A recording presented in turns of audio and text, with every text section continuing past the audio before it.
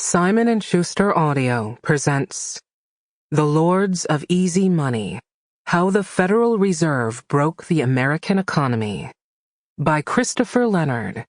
Read by Jacques Roy.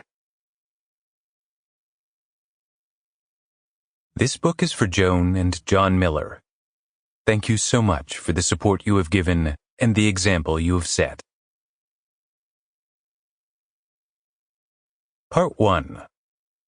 Respectfully, No. Chapter 1. Going Below Zero. 2010. Thomas Honig woke up early on November 3rd, 2010, knowing what he had to do that day, and also knowing that he was almost certainly going to fail. He was going to cast a vote, and he was going to vote no.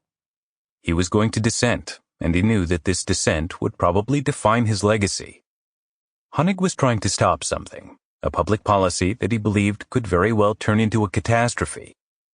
He believed it was his duty to do so. But the wheels were already turning to make this policy a reality, and the wheels were far more powerful than he was. The wheels were powered by the big banks on Wall Street, the stock market, and the leadership of America's Federal Reserve Bank. Everyone knew that Honig was going to lose that day, but he was going to vote no anyway. Honig was 64 years old, and he was the president of the Federal Reserve Bank of Kansas City, a position that gave him extraordinary power over America's economic affairs. He was in Washington that morning because he sat on the Federal Reserve's powerful policymaking committee, which met every 6 weeks to effectively determine the value and quantity of American money. Most people in America don't think very much about money, meaning the actual currency, or that thing we call a dollar.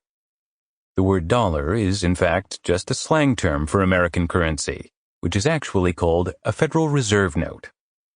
People spend Federal Reserve notes every day, if they're lucky enough to have them, but they rarely think about the complex, largely invisible system that makes money appear out of thin air. This system is the U.S. Federal Reserve System. The Fed, America's central bank, is the only institution on Earth that can create U.S. dollars at will. Because he was a senior official at the Federal Reserve, Thomas Honig had to think about money all the time. He thought about it in the same way that a very stressed-out building superintendent might think about plumbing and heating.